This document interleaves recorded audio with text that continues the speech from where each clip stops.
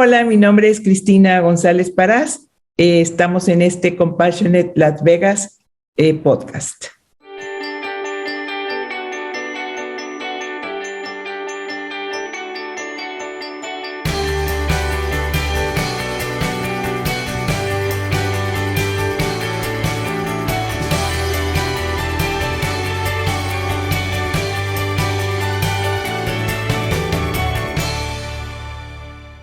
Welcome to Compassionate Las Vegas, the podcast.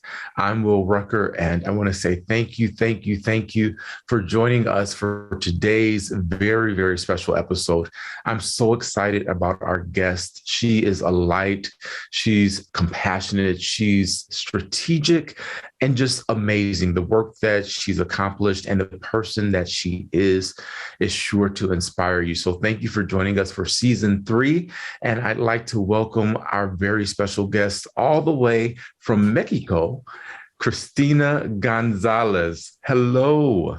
Thank you, Will. Hello. All right, you got to help me. Did I get that pronunciation right? Perfect. Yes. Awesome. Wonderful. Well, thank you again for joining the podcast. And I just really want to hear from you about your story, about how you got into this work of compassion, what's happening for your city, for your country, for your people, and whatever else comes to mind. This is very conversational. Thank you, Will. First of all, thank you for inviting me to this podcast. And yes, well, I've been working as a social activist for 22 years here in Monterrey, Mexico. And several years ago, we started with two organizations. One that is like a volunteer organization that is serving to the community and, inviting people to be a volunteer and make them go to different organizations. Right now, we have 22 years working on that, more than 9,000 volunteers working. So it's been a very beautiful work. We also, for them, invite them to have some courses every month so they can be, growing as leaders in the communities. So this is one of the work we do here in Monterrey. And then later, we started with Encuentro Mundial de Valores. This is an event, as another organization that makes an event once a year, and we invite people from leaders from all over the world. We have been having here more than 10 Nobel Prizes, and we have invited ex-presidents and beautiful people talking about consciousness, about how values can be spread and exercise in different models of works. So we have now, this is going to be the 14th year that we work these events. And I think 6 years ago, we invite Charter for Compassion to come to Monterrey to this event. And when we hear, when they were talking about the work that they were doing in different cities, it really moved my heart. And I said, we need Charter for Compassion here in Monterrey. We need to certify cities, to certify universities, to go into business and invite them to be certified and work together as an alliance, So we started with that work about 6 years ago. And we are very happy today because we have certified 17 cities here in our state. 10 universities are working with us. We have ambassadors in media that talk with compassion several times in a month. So we've been working hard, and in a beautiful way, we have created like an alliance to work together, the town, the city, the universities, the business. So this has been happening for the last 6 years, and we are really very happy to be part of this movement, this international movement now. To our audience, I told you were going to be inspired. I'm sitting here with just excitement and goosebumps because hearing just first of all, the length of time that you've been doing this, but then the way that you've been able to infiltrate, I'll say, all of these different sectors where you've got the education sector, you've got the government, you've got people, you've got leadership. That's fantastic. You mentioned you've been doing or been a social activist for 22 years. That's quite a lengthy time. So I'm sure you've learned a thing or two. But what I want to get to is year one. What brought you to being a social activist? And what does that mean for you? Yes.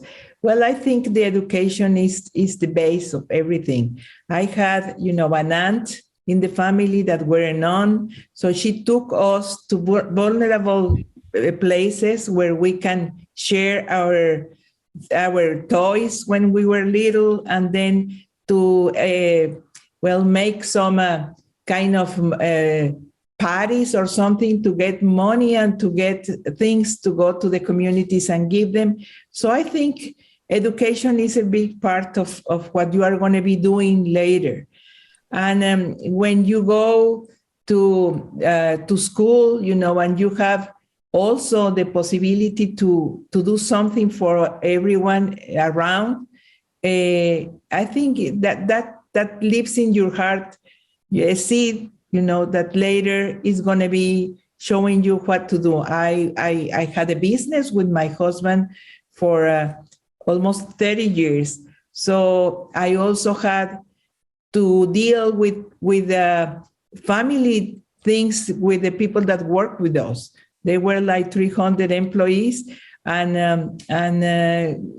I saw how they were trying to get to life, and get everything they needed. So that made me leave the business and start going into these social activist movements, so we can do something for those people that were needing more education, more probably high level of consciousness, and so we could help, a little bit more. So that's something that were in my heart from since I was little. Yeah.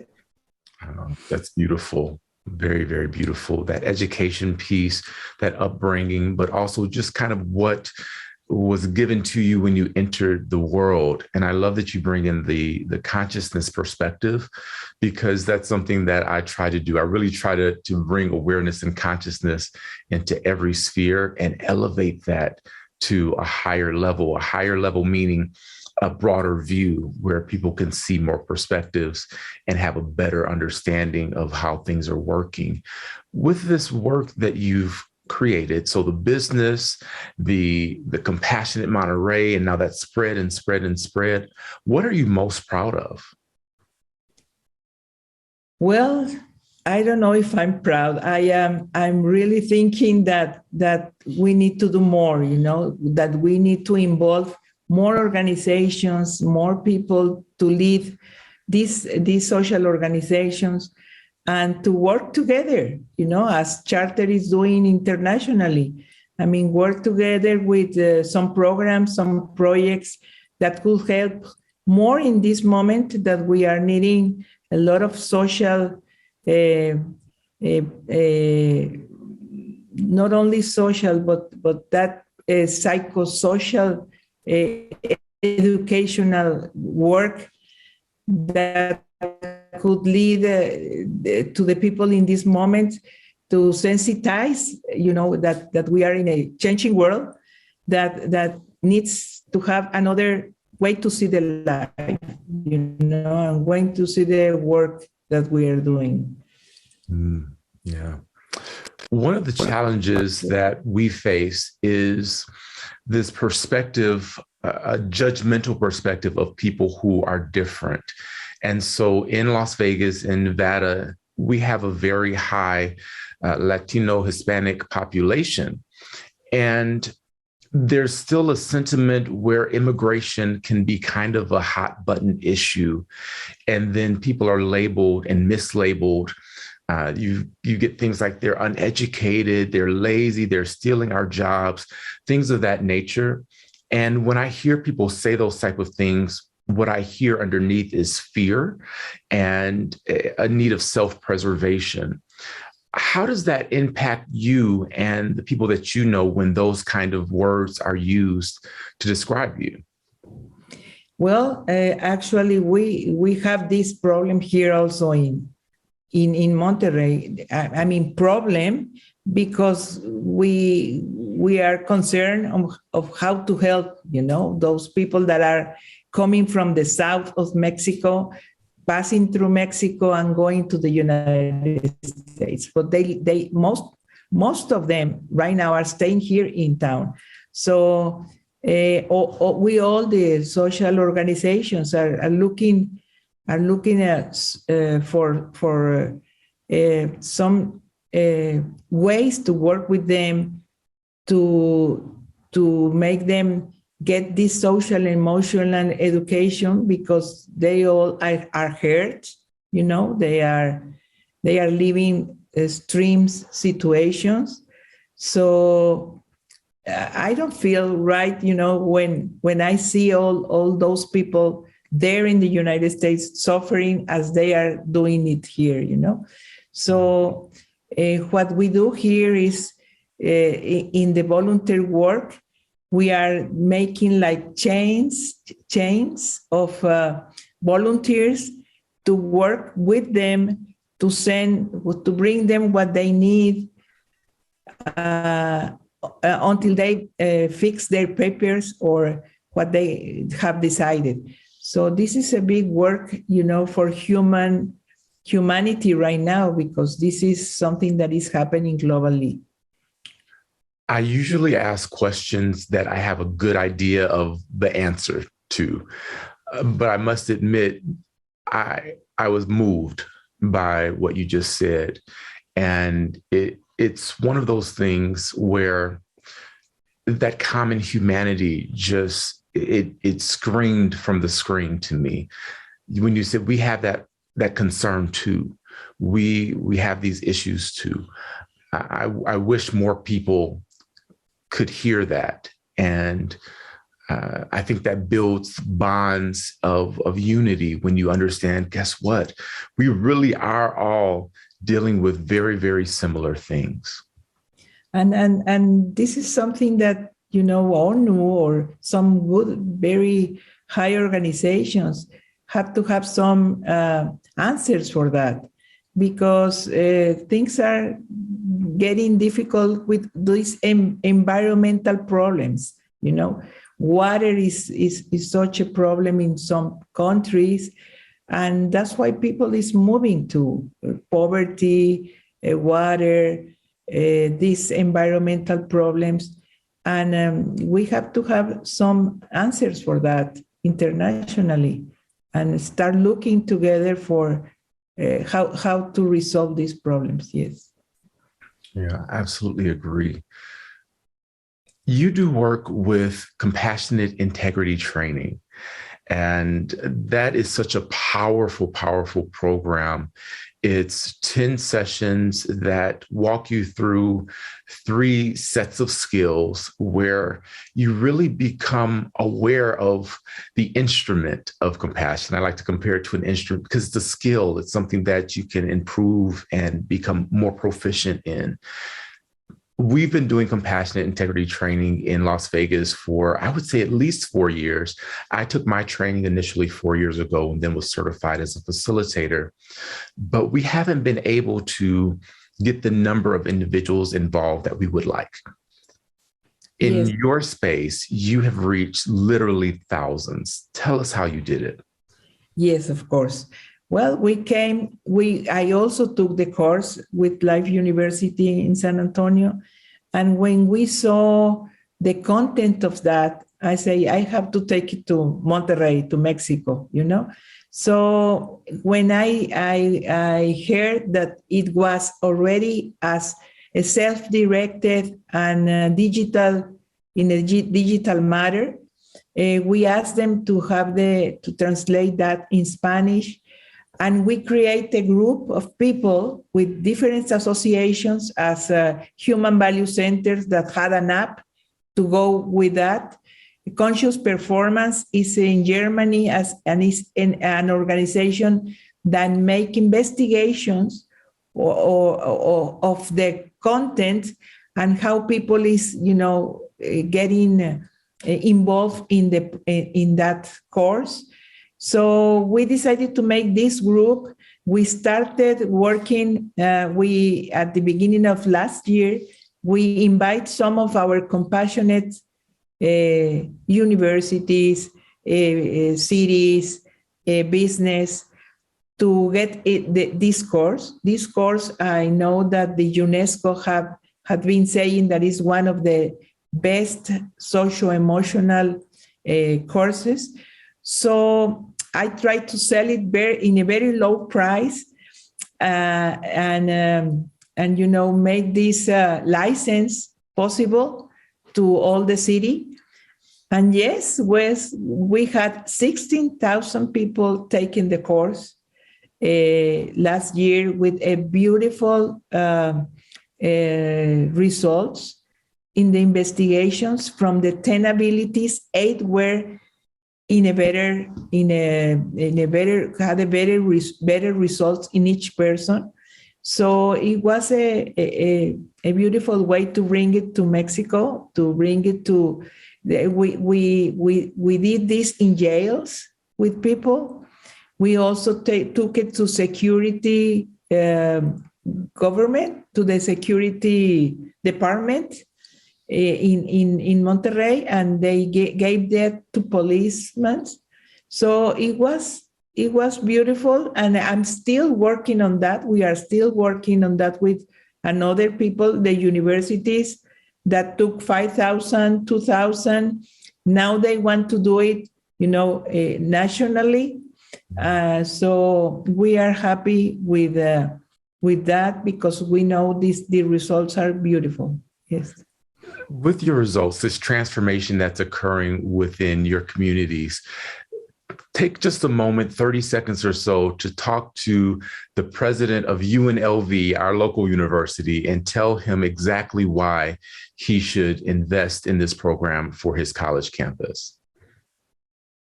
Okay, well, we are having a moment right now with all this pandemic and with what we are living, that people need some abilities and some tools to live this possibility, to pass this possibility, this situation of depression of some of them, and very anxiety youth people. So this course has the abilities and have the resources that could help these people to feel better, to behave better, and probably to go ahead and make a movement as an activist or to try to do something for someone else. So I invite you to bring these possibilities to your people in the universities. Even teachers could need this possibility too. Thank you. I think that I'm going to send it to him and say, listen to this. It's such an incredible experience. It did change my life going through it. And I've delivered the course several times now. And every time I go deeper, every time it transforms a new part of me. Every single time I get a new skill and I'm reminded of something, and it helps to allow me to feel more peaceful and to be more compassionate to those that otherwise I'm like, you people are driving me batty. It helps with all of that. And I can only imagine if we had 16,000 people in Las Vegas with these skills, the change in our community. We are a tourism mecca. We're a huge tourist town. And so a lot of our well-being is based on making others happy. And that can be very, very difficult. So being able to ground and take a moment to use resources and do the resourcing in difficult situations, I think would really just improve our quality of life overall here. So that's why I wanted to touch on the CIT. I'm very grateful with Charter for Compassion because we also brought to Mexico Think Equal.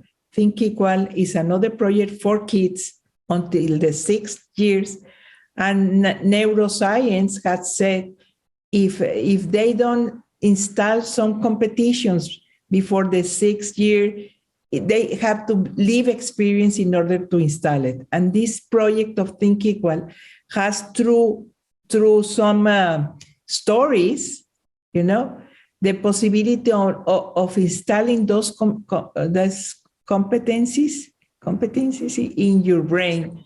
So we have been working with that. 5,000 kids took it last year. And it is a beautiful experience for teachers and also for little kids and their family, that they are bringing this possibility to their houses. And they are telling their parents, please breathe before you breathe again. So there are several social emotional projects in Charter for Compassion that could lead us to be more sensitized of what we have to do in this world. Yeah, Think Equal is phenomenal. I really want to get that in the community as well. But something you just mentioned, I don't think I realized. If you're saying that if these competencies aren't taught before someone is in the 6th grade, then the only way to really get that into them is to instill it by experience? Yes. This is already being said by the neuroscience that work with this program, with Think Equal program. Yes. Mm-hmm. I had a pastor who would tell me there's 2 ways to learn. You can learn from someone teaching you, or you can learn by the school of 2x4, meaning bumping your head against it, the pain of having to deal with it yourself. So I want to save everyone the experience of having to deal with this and instill it through education versus experience.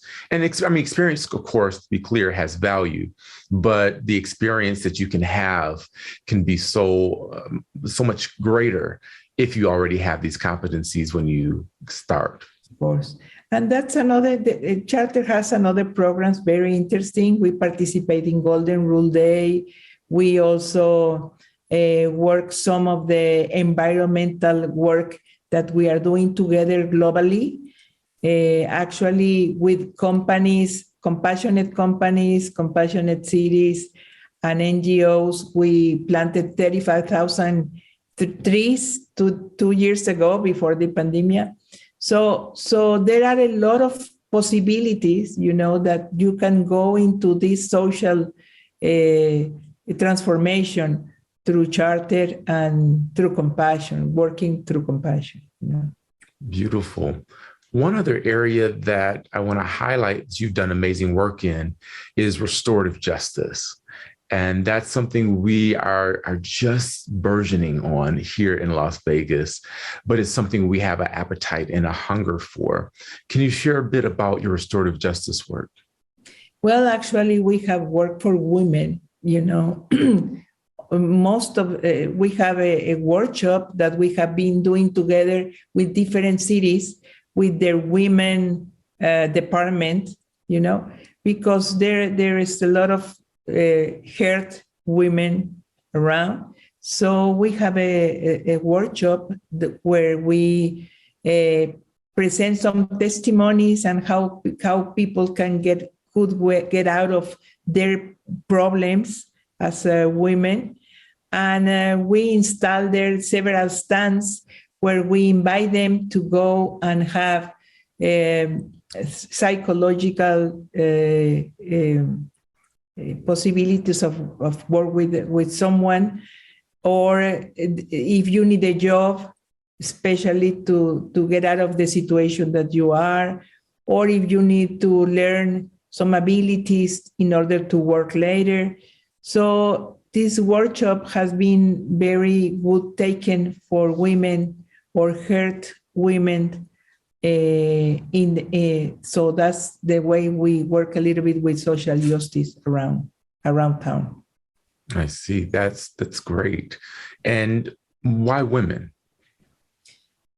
Well, because I don't know in other countries, but here in Mexico, it's been, postponed the way they interrelated in business, or so women has been like left, and hurt. There are a lot of violence for women around. So this is something we have to be working all the time around. Yes. I see. I'm interested in that, in the sense that as an African American, I have one lens of injustice. And so I feel I'm able to relate to some of the challenges and barriers women face, because women historically have been oppressed or minimized and not given full opportunities, even with things as fundamental as education. So expanding that lens of restorative justice to just social justice and beginning the work with women, I think is critical and so valuable. So as a female leader yourself, have you faced challenges being heard because of your gender? Well, actually, not in that way, but I was in business once, and I really felt in some places where the men were privileged in some areas, but I haven't feel that, but I have empathized with the people that is having those problems. Yes. Yeah. And that's incredible to hear. It's amazing, because I'm not surprised by that one, because you just have this presence that commands respect and attention.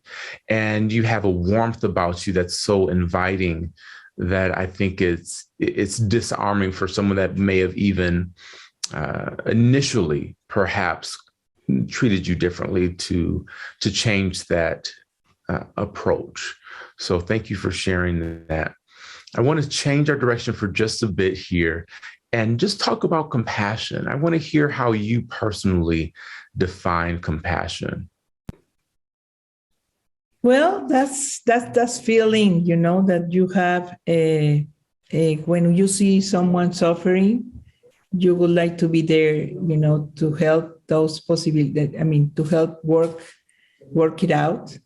So this is a feeling that is inner in your heart, And when you see some situations that are there hurting others, well, you want to do something for them. That's my way to think that compassion could help, or that compassion works. This is a sensitized heart that is feeling for other and trying to do something to help. A sensitized heart, that's so powerful. Why should people invest in developing this skill of compassion? Well, I do feel that this is the answer for what is happening in the world, compassion is inner in the heart of everyone, in there, but sometimes the way you were raised and the problems you had is already covered. But in some way, when you go deep inside the heart of each one, they all want to do something for someone that is suffering, So what we have to do is just help them find that inner space where life or sense of life, the sense of life is, We are here not to be alone. We are here to work and give that heart, to everyone. So this is a transforming suffering, when you are doing it together. So the world needs now our unity and our sensitized heart in order to resolve together as oneness these problems that we are living right now. Thank you. You mentioned Think Equal. We talked a bit about compassionate integrity training. For someone that's watching or listening to the podcast today that wants to start engaging in compassionate practice right away because they're just so excited by this, what are 2 or 3 things you would tell them to start with before they even get to the other trainings? Well, I think I will invite them to go into it and to reach those abilities in order to grow, in order to see the world different, in order to feel that you are here for a reason. So that would be my invitation. I mean, if you feel that there is no sense in your life, or so compassion is the way. Compassion is the path. Is there something that they can do right now to help to instill more compassion, or maybe to show compassion to their family or their neighbors or their coworkers? Well, there's a lot of things to do, like, first of all, to hear them, to listen to them, to listen to their hearts, to their needs, and to try to be with them. To try to help answer the situations they are living in this moment. So compassion is like a moment to grow together, and to resolve together some of the situations that you are living, And it's a tool. It's a tool for living. It's a tool for a sense of life. It's a tool for growing, and getting more consciousness of what you are here for, what is your mission, what to do with your life. Yes. Those 2 things, I think, are the foundations of everything else. Listening, being able to hear someone's heart, as you said, and then also being present with them. If we mastered those 2 things, or just not even mastered them, if we just tried to get close to starting that process, I think the world would be a very different place. It's incredible. I do an exercise with our Jameson Fellows where they have to sit and listen to others help them, but they can't respond. They can't clarify. They have to sit there for 8 minutes and just hear. And the result is the same every time. They're like, that was so powerful to actually listen and just listen, not listen to respond, but truly listen to understand and hear. And so I thank you for giving that gift to our audience and sharing that very powerful practice. Yes, we have a radio program once a week here, and we invite people also, and we invite the public to listen, but listen from the heart, what he has to say. Most of the people that we invite are social activists, or are working in an NGO, or doing some special work in universities. So this is, we invite them to open the heart and listen, open the mind and listen, because something is there for them. Something can learn from them and share later. So this is another of the work that we do here in Compassionate Monterrey. Beautiful. In our last few moments together, I just want to invite you to share a story or a thought that keeps you going when the work gets difficult. You are doing incredible work and you're having fantastic success, but that doesn't mean it's easy. That doesn't mean that there aren't times where it becomes hard for you. So share something that keeps you inspired. Well, I cannot do it by myself. Something that I have learned through all those 22 years that I've been working as a social activist is we have to go together with the group, you know. When you are aligned, the mission, you work together as a circle of trust, and you feel that the other is helping you, you know, to go with your mission and with their mission, things are easier, and you got the what you are trying to do, you got it faster, you know. So with silence, with moments of silence with the group, and then start the work every day, I think we can reach some of the objectives of that our work is trying to do here in Monterrey and also in different parts of Mexico, because Think Equal is in 7 states right now. The CIT is moving to another states also, this program.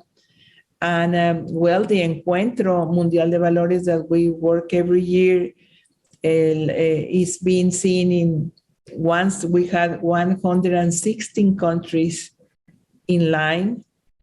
We had from 4,000 to 7,000 participants each year. So it's a lot of commitment, you know, of the group to bring all those possibilities in the best way to the people and the town and the country. So I think not to work alone, to work together in groups is some with the mind and the heart very well clear, you know, so it would take you to good results. The visual that you painted for me is a flock of birds flying in that V shape, and how that front bird is really creating a smooth pathway for those that follow behind, and they're able to rotate when they tire. So wow. you're showing us Go Together. That's one of my favorite books by Shola Richardson. Go together, do it together. The spirit of Ubuntu. I am because we are.